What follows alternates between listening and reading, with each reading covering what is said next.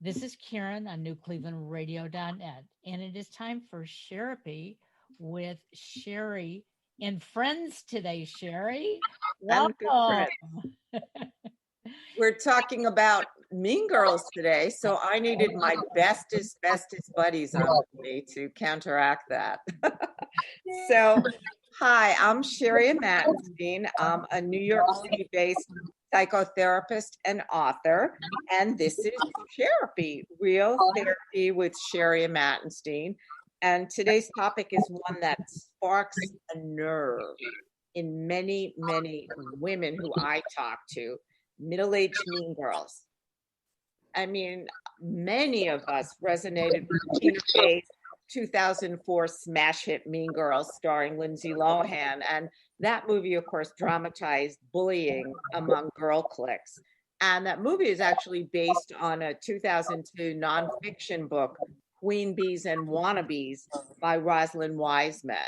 But mean girl behavior does not end with high school graduation. In fact, there's often a prevalence of mean girlitis that strikes at midlife and beyond. For an article she wrote for nextavenue.org, writer Melissa Schultz took an informal survey of 88 women to see how many of them had been the target of a mean girl. 81 of the 88 said yes. So there you go.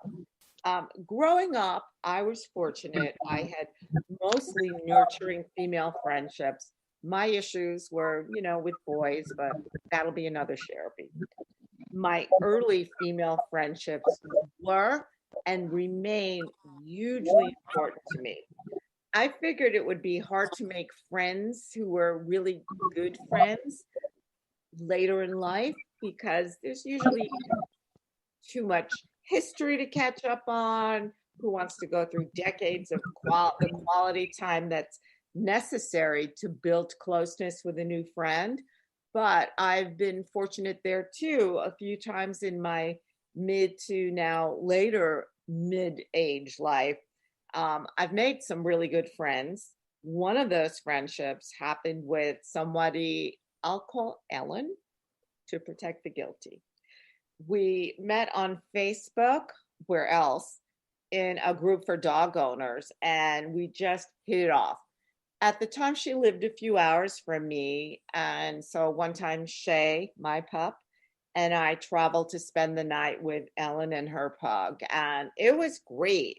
We just had like a fabulous time, all four of us. And Ellen was looking to move back into New York City, where I am, right outside New York City. And she wound up finding an apartment 5 minutes from where I live. Initially, this was fabulous. We spent a lot of time together. There were lots of great home-cooked meals on her patio. She's the cook and a fabulous entertainer, and I was happy to eat her food. But though our relationship was sunny and caring, I definitely saw her regularly turning on people. And she admitted to me she got off on being vicious. And especially since I'm a shrink, I should have known one day that was going to come around and hit me with a boomerang.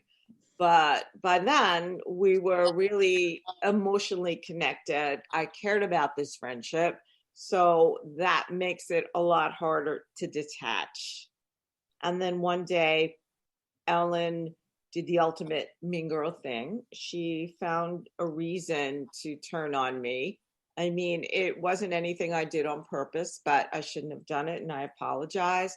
But despite years of being a really loyal friend, she did the ultimate. She unfriended me on Facebook and then said nasty things about me there, I heard later, to boot.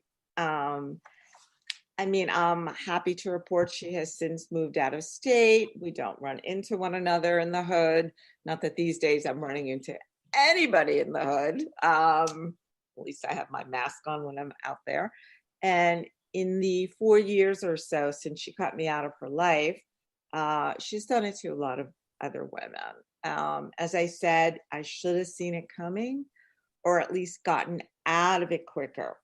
But I didn't. So, as a public service to Sherapy listeners today, we are going to learn how not to become victimized by middle-aged mean girls. And if we suspect somebody in our life is becoming one, we're going to learn how to really see the signs and suss out what to do. So, my first guest is Karen Hale, whose wonderful station, newclevelandradio.org, Sherapy lives on.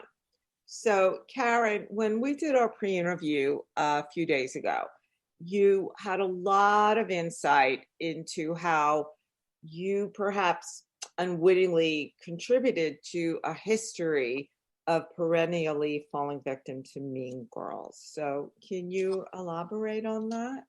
Sure. So when I was about 10, 11 years old, we moved from one community to the other. In the first community, I didn't know that anybody was mean. I had lots of friends, happy kid. Now we moved, and being the new girl in town, I thought this was going to be exciting. I was going to get more friends, but I didn't have a lot of friends. I found that I was trying constantly to be part of a group that I assumed did not want me. Although back then I didn't understand that, but I have learned over the years that's really what it was my assumption that they were pushing me away. And so every time I would try to get close, if they didn't respond to me in the most positive way, I took it negatively, and I was a crier as a young kid. And I became a victim.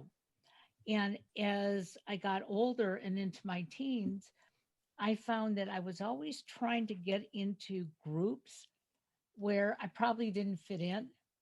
And so, again, I was getting that negative reaction from people that I didn't belong, and that was hurtful. And were they mean on purpose? I don't know. But as I got older and got married and started having a family, in the beginning, it was very easy to make friends. However, when I had my youngest son uh, at the age of 6, when he was diagnosed on the autism spectrum, that's when I really met mean moms. Mm. And I was told by one, she wouldn't have chosen me to be her friend if our kids weren't both on the spectrum. Oh, It's like, yeah. where did that come from? Mm. Um, and, I fought to want to have friends, but I started believing that most women were mean, just like her and just like the little girls that I had played with or tried to play with. Um, and then most recently, in starting these podcasts, I've been hearing a lot of women saying that um, it's very hard to have girlfriends today Hmm. because women, almost like what happened with you, Sherry. Okay. You accidentally say something and people turn on you. You can say you're sorry till the end of life, and you still are not, you wrong them, and there's no redemption. Right. And I think that's very sad in today's society, Yeah. especially because things that may have been okay to say 10, 20 years ago that we're used to repeating in today's environment, those things are not acceptable. And so now people take them wrong. We hear them wrong and people take them wrong. And so what my hope is for a show like this is for people to take a step back and um, stop thinking about why you have to be better than the next guy. And I think that's what mean girls are about. I think they're bullies. They're unhappy with their own situation. And so, therefore, if they can make you feel bad or make you cry, that makes them feel stronger. And Karen, you had said to me that you went to you sought therapy about this because it was so painful. This is a very painful thing. And you said that the shrink told you be more like them, Yes. which, I mean, I told you I don't like that advice because Thank you. to me, that's telling you, well, they're mean, you be even meaner. And I disagree with that. You be you. It's about make sure that the people you let into your life, treat you in the way that you deserve. It also feels like you were sort of set up.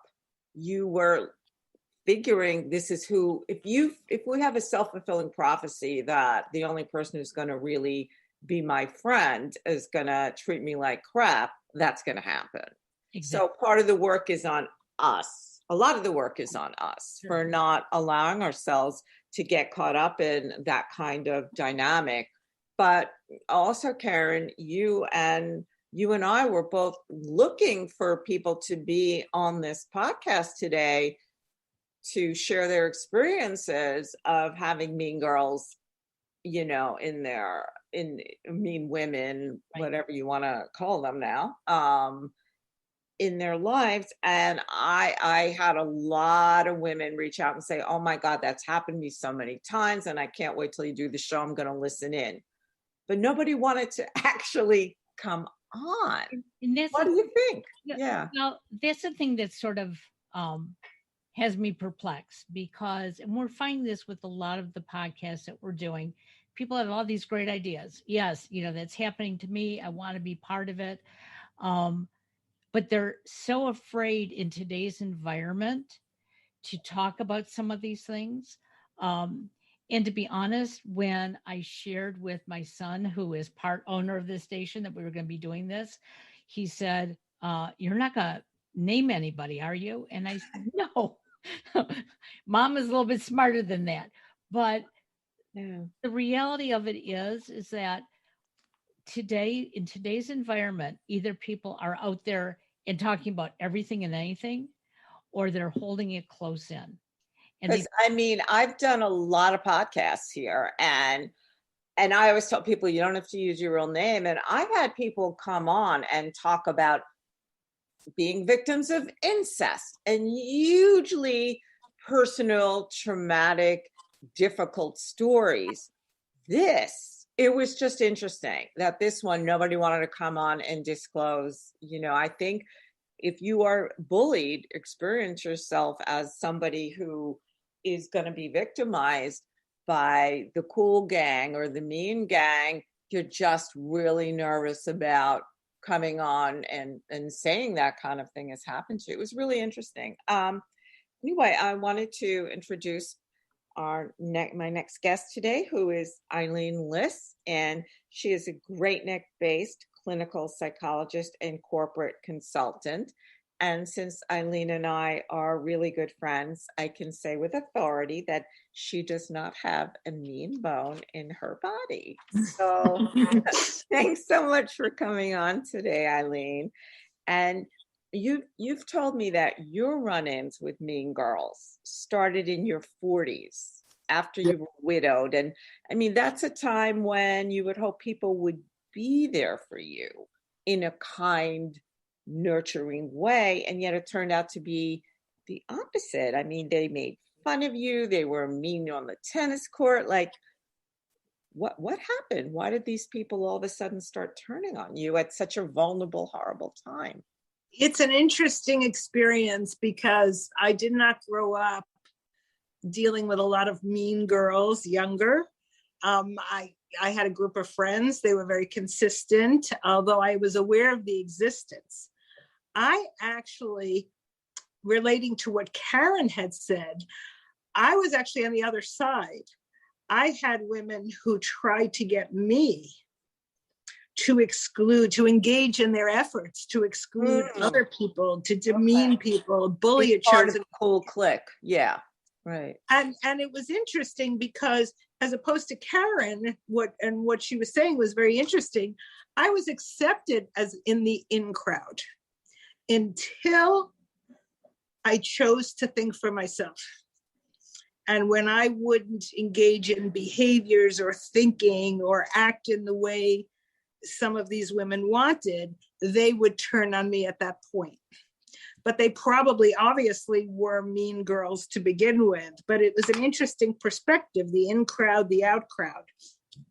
When I experienced this, my husband had passed away. I was in my mid-40s, and I decided to expand my circle of acquaintances and friends. I was always a woman's woman. When I was a teenager, if a girlfriend and I both liked the same guy, I'm like, you take him. Nothing's going to come in between my friendship with women. So I was attempting to expand my circle of acquaintances and different chosen hobbies, and just meeting other women, professional women, bright women, interesting women. And I was very surprised and dismayed by the number of mean women I came across in my journey, both working at the hospital, other professional women, my neighbors, and in my chosen hobbies. And it was very stressful because I felt like the world had changed for me. Like, what happened in these 20 years that all of a sudden women became mean? I was very shocked at this. And it can actually be very stressful and take a swipe at your self-esteem. It can definitely cause some doubt, confusion, and pain. The example I would like to give is somebody that I did have an existing relationship with who happens to live in my community. What makes that particularly difficult is I can't really disengage. Normally, if I would meet a mean woman that I could identify, my feeling was stay away. You cannot be close to this woman. Too competitive, too manipulative. But in a situation where you're living in a community, it's not always easy to disengage completely. So that has been very stressful. What happened was we all moved in at the same time. We were all around the same age. So we engaged in a relationship, the husbands and wives. I started to notice some characteristics that she was very gossipy. She was kind of intimidating and loud and very negative, was always very critical of people. Again, not me, because I guess I was in the in crowd. And that started to concern me. When my husband passed away, apparently she had invited me to a barbecue, or twice. I was trying to catch my equilibrium. People were not used to me being depressed. I'm generally not a depressed type of person, but I was very disconnected, disoriented, depressed. You were grieving. Absolutely. And apparently she turned on me. And what she did, I presume now I can look back on it, because she was wounded. She felt rejected. She must have felt insecure. And it was easier for her, I think, to feel better about herself being in control and in a power position. She started talking behind my back. She was a little cowardly. She wouldn't do it, as opposed to what Karen was saying, she wouldn't do it to my face. She would talk to other people. She would make fun of me, laugh, gossip, tell tales. And we happened to have a community pool. So that was even more stressful, because when I was at the pool, it's like I wasn't allowed to sit in her group anymore. Not that I actually wanted to, by the way, at that point, but it's like she would whisper like a kid and point at me. And I was very confused, obviously still grieving. And I couldn't understand. What was disappointing to me also was that there were other people who I thought were pretty lovely people, and I couldn't understand the connection, because she attempted to interfere in me having any relationships here. She did not want me to have relationships with people she did, or other people. So she tried to kind of elevate herself by squashing me down. And I found it very disappointing. The last thing I will tell you guys what I wound up doing, which was interesting. This woman, in the end, what surprised me and disappointed me is there were other women who sat there silently. And when I say joined her, I don't know if they legitimately joined her, but they seemed to condone the behavior. Right. They didn't say anything Did to not only defend you, to say, that's not right, you shouldn't do that. They just right. And I've always prided stayed myself. silently by. Yeah. Yes, they sat there and, you know, you couldn't really tell if they believed it or not. Some of them actually never got to know me. So there was damage, you know, collateral damage relationship wise, because I could just see in their attitude, they weren't going to come near me. And I suspect they were also afraid of her and trying to tie themselves in, as I suspect some young girls do also, you know, with the in crowd for fear of. I think that that's a good point. And we see that played out on so many different spectrums in society, the kind of, I'm going to go along because otherwise people are going to look at me or say something about me. So I don't know if I totally want to do this or believe this, but majority rule, the majority I care about. So I'm just going to go along. Yeah. Good point. Good point. In the end, just to finish up the story, 10 years after my husband died, and I kind of knew all along what was bothering her. I approached her. We were in a movie theater, her spouse, her mother, and my mother and myself. And I turned to her very calmly, and I just said to her, Cheryl, I'm changing the name, obviously. You know, if I did something or didn't do something or said something or didn't say something I might have 10 years ago, I just want you to know the intention was never to be hurtful. And she was so startled at being confronted. She said to me, oh no, there's no problem. And I repeated it calmly, quietly. And she said, oh no, there's no problem. And I looked at her and I said, you know, I know there's a problem. And you know there's a problem. It's okay. And at that point, her husband said, well, we invited you to 2 barbecues, but you were suffering. You were a young woman, lost your husband. So I understood. She never forgave me. She never, and again, I would. Or not accepting the invitation to the barbecue? Somehow I got turned into something I'm not. It's like a total flip-flop. And it was also very disappointing because you would think it showed her narcissism. If it were me, I would have said, gee, my friend must be suffering. Let me go over there and see if she needs something. It was all about her and her feelings at being rejected in terms of a barbecue. And narcissism is a big contributor to making somebody have such just not be able to see beyond their nose and their own hurt feelings. And then if you can't communicate about it, then it just festers, and then you just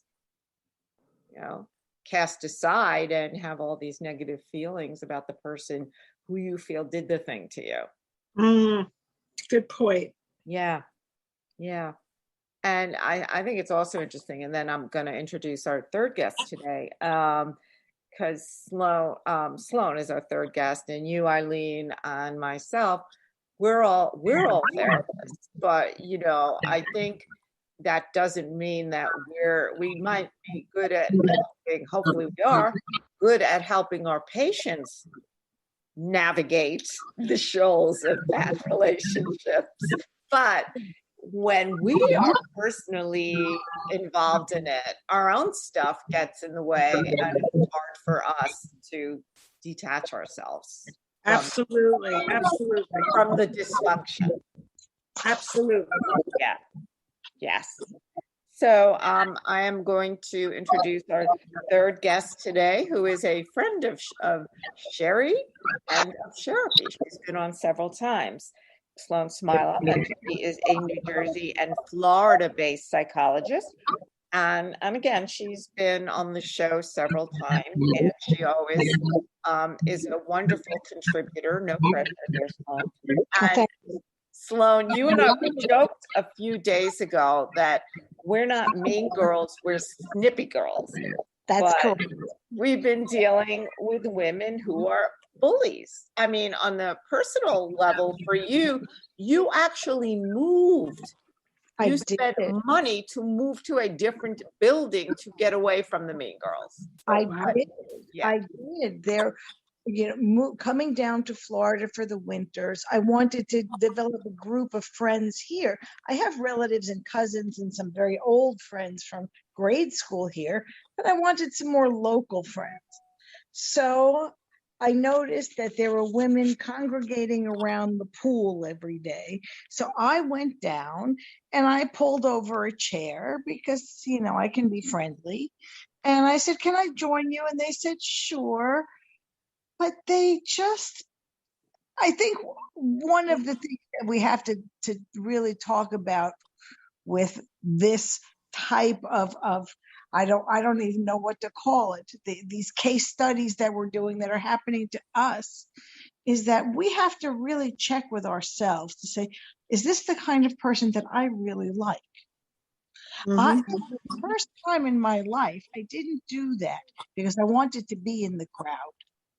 Mm. So I sat with these women who were catty and mean and negative and actually just cruel and jealous. And I said to myself, "Oh my God, these women are awful." And then but I didn't leave the group because I so desperately wanted to have friends here. Mm. So I sat with these women, and then I found out that they were saying disgusting things about me behind my back. And I couldn't believe it. It was like even I wasn't really bullied in high school, but it's what I would imagine being bullied in high school would feel like. They would go out and say, "Don't tell Sloan we're going. We don't want her with us." It's like, are you joking me? To the point where I stopped wanting to come down to my condo because I would run into these women at the pool. And I don't like to be spoken about behind my back. If you have something to say it to me. If you have a problem with me, tell me, just like you did, Ileen. Did I do something wrong? Tell me, yell at me, point it out. Give me an opportunity to apologize. But these women were just, they carried their resentments in little purses like old ladies carry change.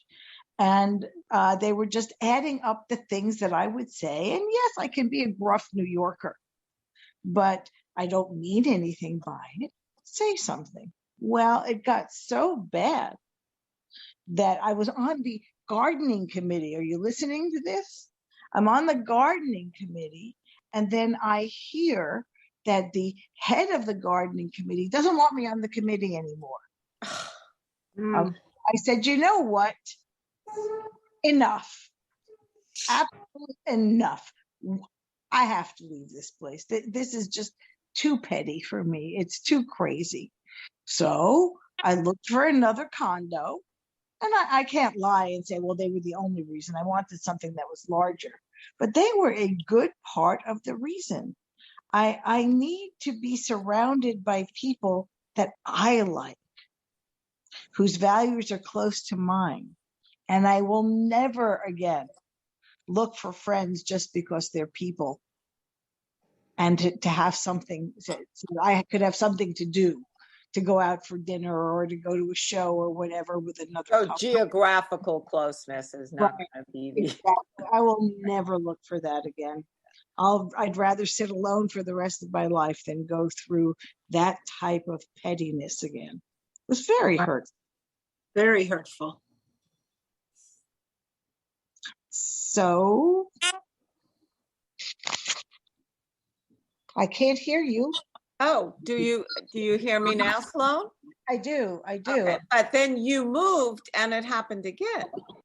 No, it didn't happen here. Oh, okay. I thought that it happened again. You've experienced some Oh, more mean girl behavior in the building you're in no, now. no. Can 90-year-olds be really mean girls? Yes, actually. Sure, they can. I've seen it in the nursing homes. They won't let people in their canaster group. Oh, It's my. like you can't be in the never mahjong group. ends until we're 6 feet under. It never ends. No, So- when my mother was in assisted living, she would call me and she'd say, I can't handle the yentas. And I'd say, what's going on? And my mother was somebody, if somebody needed something, she was there. So her one neighbor had a hard time zipping up her clothes. So my mother she'd call my mother go across the hall and zip up her clothes. Next thing, everybody is complaining that my mother is doing something she's not supposed to. And they don't want her sitting at the dinner table. And I, why do women do these things? I mean, men sort of, they just go about their own thing. Right. And become so nitpicky. And I certainly don't want that to happen to me. And I think I think that women, our relationships are a huge part of who we are. With men, their relationships are more, let's go out from, in pre-COVID times, they would go to a game together or do this or do that. And not that, women don't enjoy doing, activities together, but for us, I think it's more about that we want to spend quality time talking. Absolutely. And we don't want to spend quality time in a dangerous situation where we know that if we do confide in someone, that they'll run like Walter Cronkite and tell everybody your business. So how can we better first suss out that we're letting a mean girl into our lives? Check yourself. Mm-hmm. With yourself. And after you've spent a little time talking with someone, say to yourself, do we have anything in common? Do I really like this person? Is this a person who fits my criteria? I like people who are joyful and fun and like to laugh and don't have negative agendas. And I didn't do any of that. And I screwed myself because I didn't really like these women. And Ileen, are you there? I'm listening intently. Okay. Did you like that woman that you called Cheryl? What's interesting about it? It's like when you first meet people, and I think this is the way they can kind of get through if you're not careful and self-observing, because they can seem very friendly at first. They can seem very engaging and positive, and people want to feel like other people want to be around them. But it's interesting that no, I did not say to myself until even before my husband died, I started noticing things about her behavior and her attitude towards other people. And it's funny, well, it's not a mean girl issue. When I used to go out on dates, if I went out with someone to a restaurant and they mistreated or talked down to the wait staff, I never went out with them again. That's it. I just knew. And I think that's an interesting point, that I think a lot of women are good or getting better, hopefully, at judging a potential, because this certainly comes up a lot when I do therapy with women. I'm always saying, before you get emotionally attached is the best time to really judge if this guy is worth making that effort to see if he can become an important person to you in your life. And, but we don't, and you mentioned earlier about, how, well, I think that it's come up in here, on the whole, I think we're more careful to do that with guys. Yes, But exactly. with women, not so much. It's we think that women are just like us, that women want what we do and that they'll be supportive, and we don't expect them to turn on us.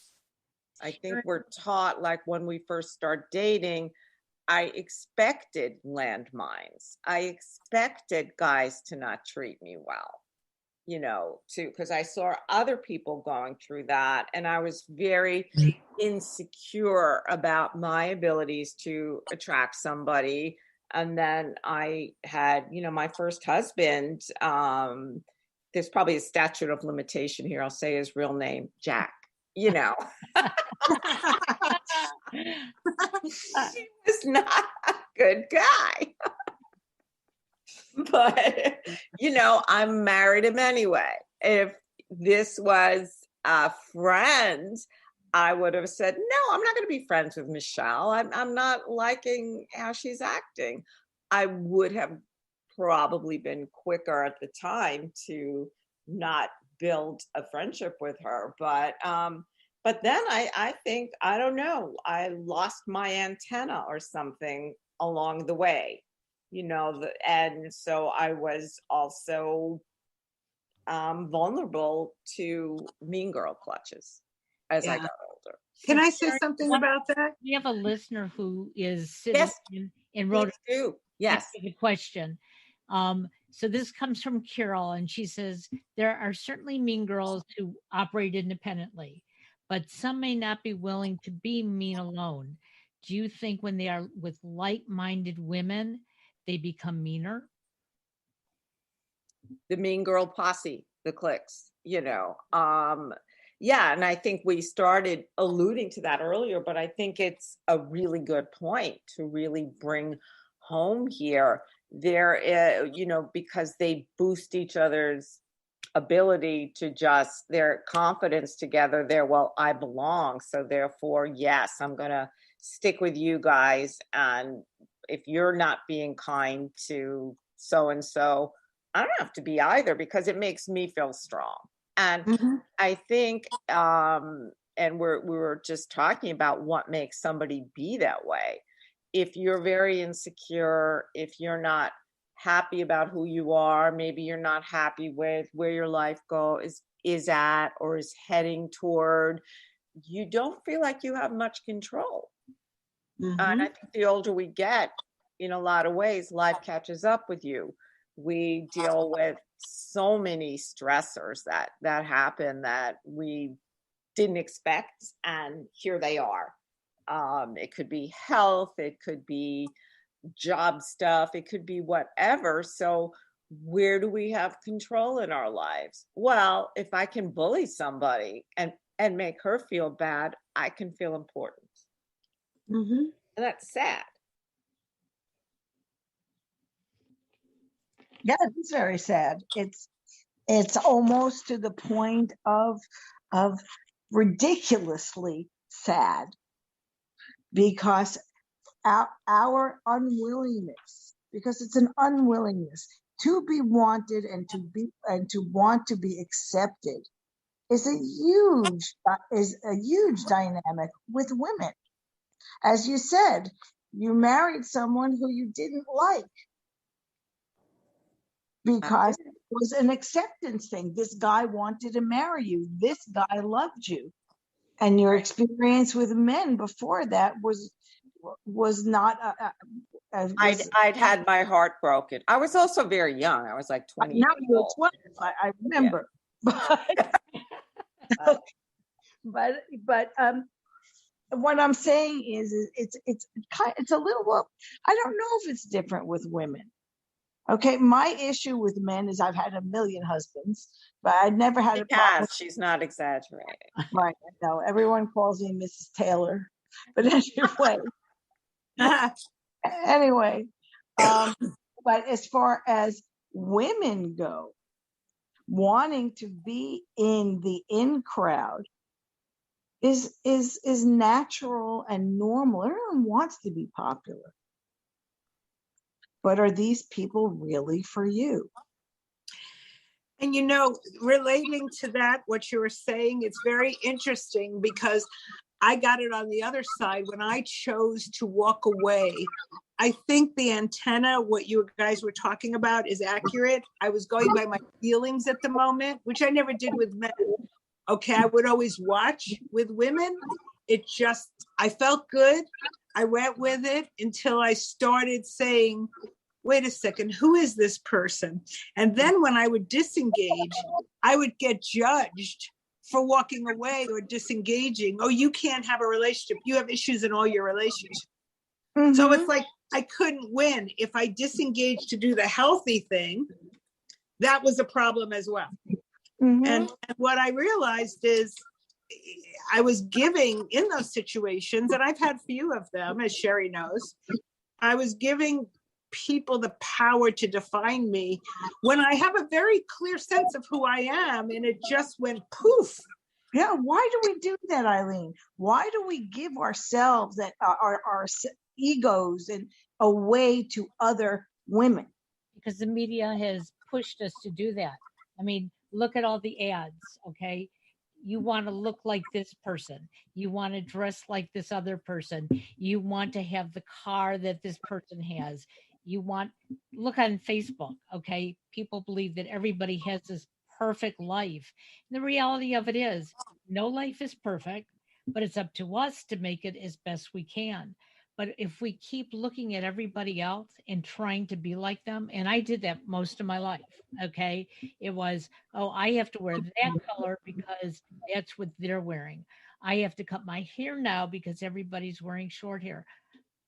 It wasn't until the last 10 years I looked in the mirror and said, wait a second, it's all about me, not about everybody else. And not about me being egotistical, but making sure that I'm happy. And I don't think we've been brought up that way because the media teaches us to be like an image. And I think, the key really is, it always comes down to our relationship with ourselves. Are we a mean girl to ourselves? If we are, we're gonna put up with being the butt of mean girls ganging up on us or doing whatever they do. But if we're kind to ourselves, if we're loving to ourselves, if we really learn how to be our own best friend, which means not allowing ourselves to not be treated in a way that's not kind, in a way that's not respectful, in a way that's not emotionally generous. It really is about that. The more we shore up our relationship with ourselves, then we're not going to accept that kind of relationship. And I think we need to notice if allowing mean girls into our lives is a pattern.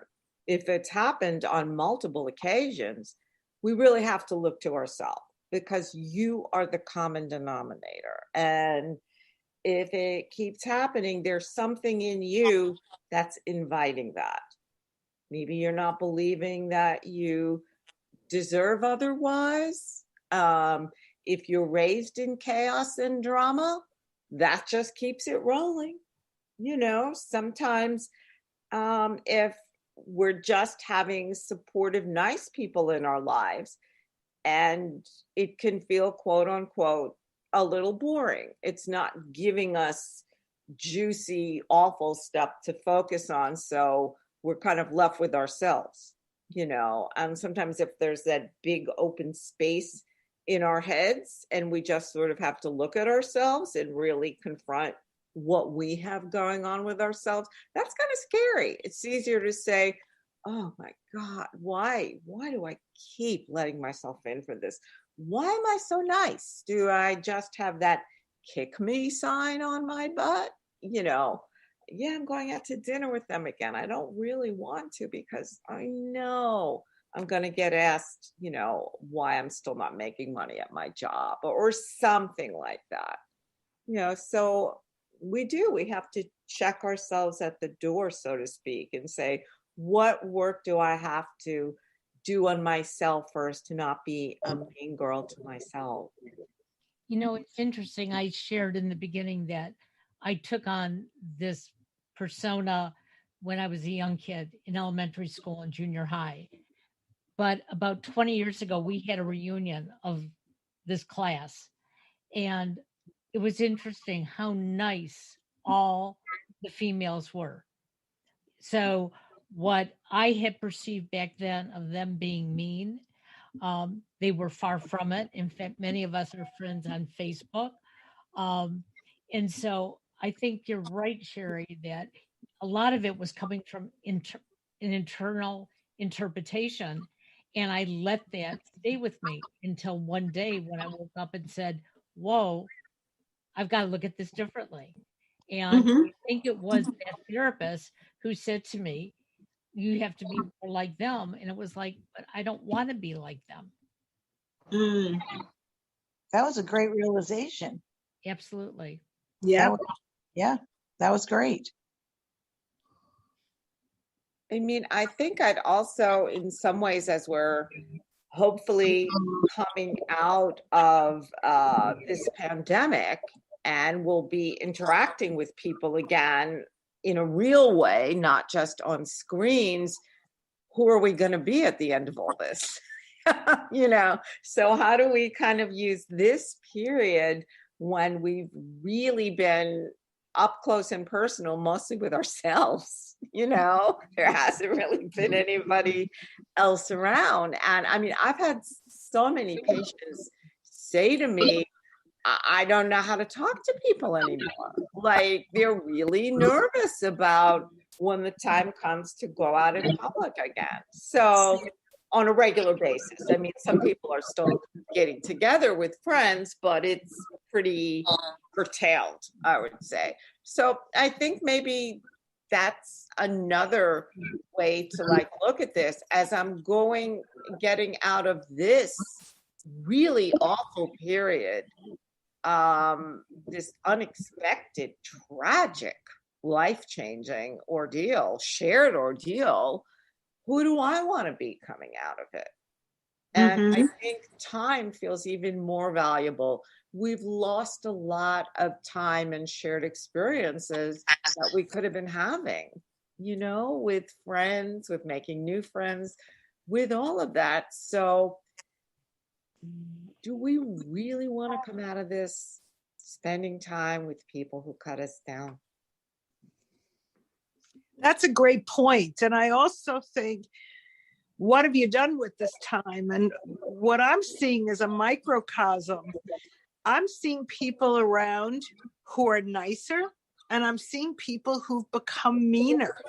It reminded me of 9/11, how initially everybody was lovey. Everyone loved each other for about 7 days, and then they might have been 8. Yeah, you might be right.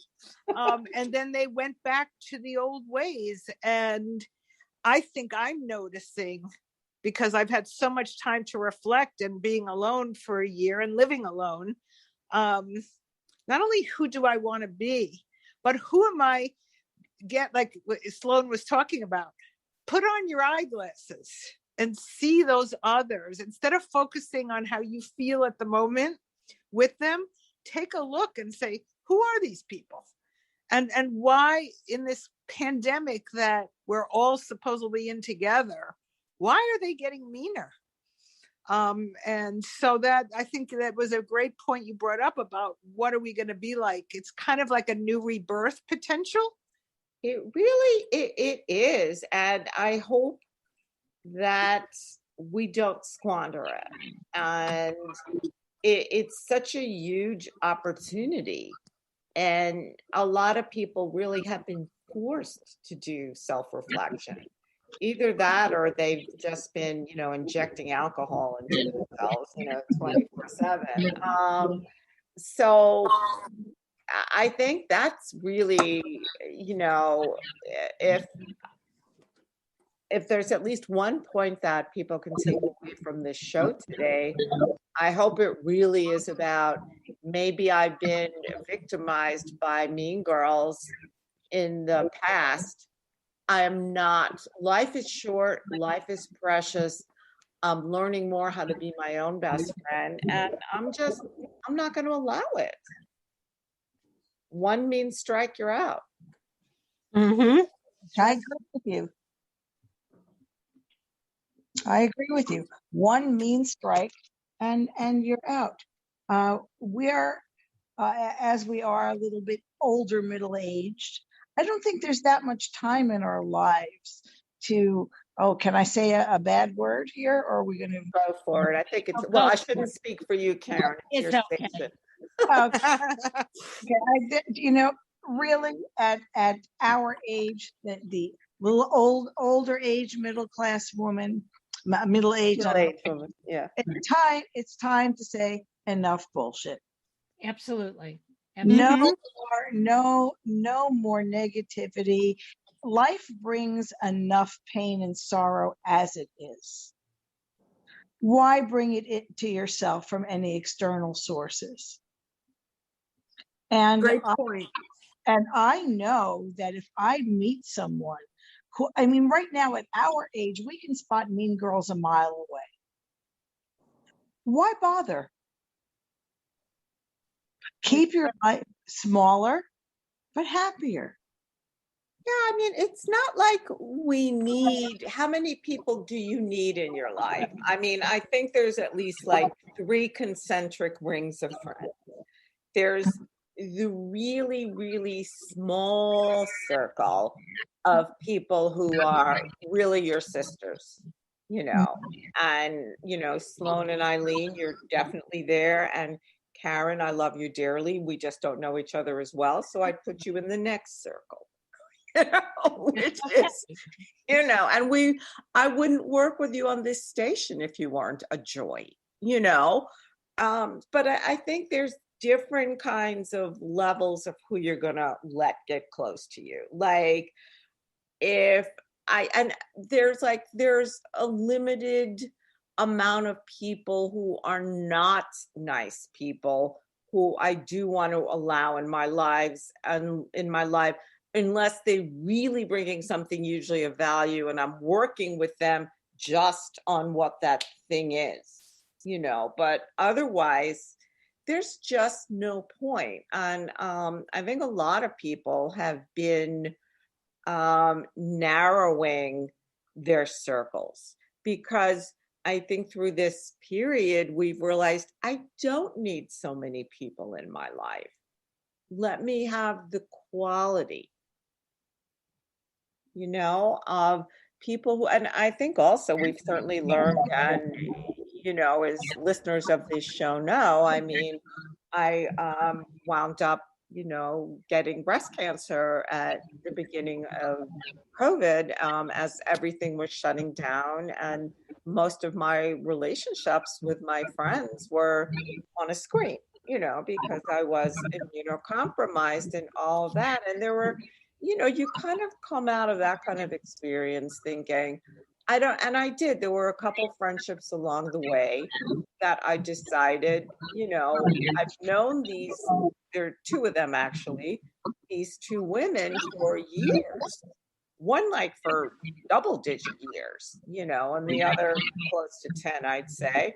And they both, just the way that they acted, they were not good friends when I was diagnosed with, cancer. I mean, I'm not saying come and say, be with me. Nobody could be with me anyway. But, it's kind of like I looked at, if someone's going to be like that, I don't need that. It's just not worth it. So they're not in my life anymore. I wish them well, but I don't want to be anywhere in their vicinity. Oh, They were not really good. I mean, these were not people who I just knew for 4 months. Mhm. They were not good friends to me. And they certainly just did not make a cut of how someone should act to someone they've known for multiple years. Yeah. Who was just diagnosed with cancer. Like, I'll just mention like one thing and we'll be wrapping up. But, if someone, you say you're going for surgery and then in 2 days and then they don't contact you to say, how are you? How are you doing? And I'm like, really? So, and then I saw this person like 6 weeks later, when a mutual friend of ours did like a Passover Seder Zoom, and she saw me and she texted me, how are you? I'm like, really? Where were you 6 weeks ago? You couldn't even text me and say, God, I hope you made it through surgery. That doesn't quite make the cut. Totally agree. Totally. Yeah. Yeah. I mean, that's something I would think you don't even have to be a good friend. As a humane person, if you're friendly, Exactly. you would just do that. I mean, people I just knew on Facebook. I don't think I was public I wasn't public before the surgery. I think later, when I wound up having chemo and radiation, I started coming out about it on Facebook, and people were amazing. There were people who I, one person, and he wound up, sending me flowers. And just people were so kind and well above what they needed to do, because these weren't people who were really real parts of my life, because there's kind of like the social media part of your life and the real, and the ones who know us in flesh and blood, IRL, in real life. So, So I think, and that's a pretty, very low standard. If the way to judge someone, is this someone worthy of being in my life? Say, well, okay, if someone I've known for years can't even text and say, how did the surgery go? Maybe they don't make the cut. Makes sense. Mm-hmm. To me. Oh, absolutely. Now sometimes in life you find out who really your friends are. Yes. And during your tragic period, and that's what I refer to it as,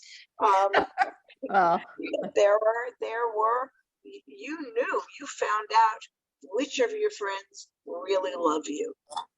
Absolutely. Absolutely. That actually was a gift to you and a blessing in a way. Why waste your energy Absolutely. on 100 morons? All three of you. I started being a part of, New Cleveland Radio a few months before, like maybe around 2 months before I was diagnosed. And, and Karen and I have never met. She's in Ohio, I'm in New York, but she was so kind, and she sent me this great chicken soup. And she bought me beanies. Above and beyond, what you need to do.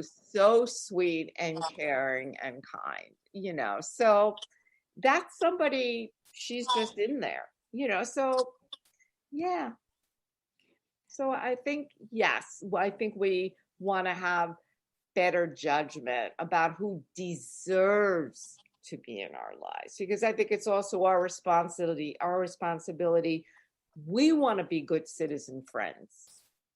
So let's kind of aim to treat other people the way we want to be treated, the way we think it's a humane, caring way to be treated. Can I say something also about this? For myself, if we look at a pendulum, and for anyone struggling with this, which I have, I try to work on it as a process and not judge myself. So I tend to leave relationships too late. I don't leave them too early. I never leave them too early. It's usually too late. So I'm trying to get there, because I don't want to walk away from something just because I'm bothered at the moment, to really have time to evaluate what the real relationship is. And as we've alluded to, we don't often do that. Sloan was saying with women, we do that more with men, interestingly enough. So I think what I've taken is be kind to yourself. Like if you were on a scale of 8 on the pendulum of walking away from destructive, toxic situations, and now you're at a 6, you're doing better. It's like, you know, it's not going to always be perfect, and one might slip by occasionally, but to really feel you're working on yourself, you're being kind. You want to be kind to yourself, even in the process of trying to, you know, walk away from those relationships as well. So.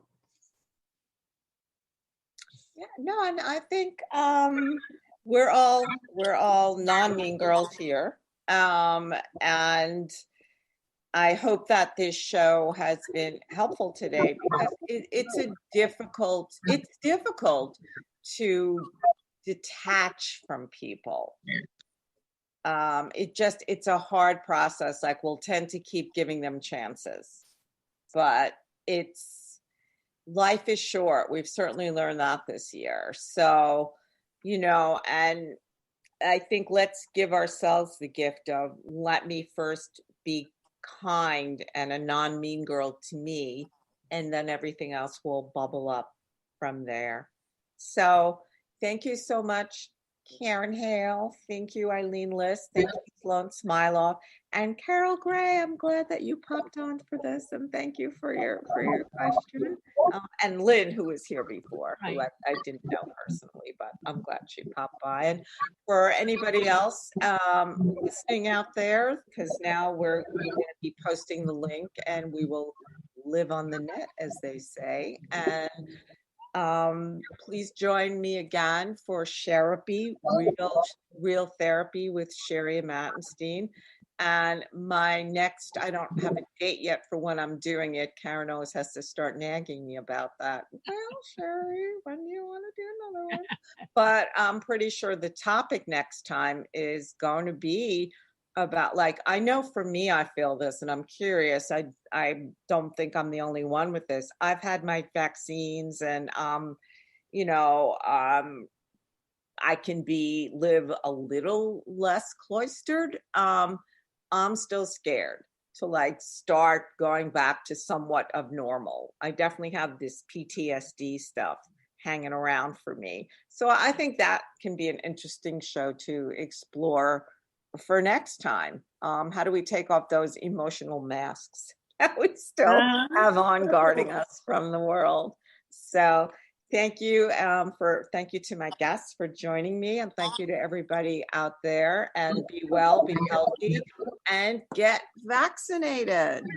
Absolutely. And wear your mask. Wear your mask. Yeah. Have a great Even day. after you're vaccinated, You too. wear your mask. Bye now. Bye. Bye-bye. Nice to meet you, Karen. Same here.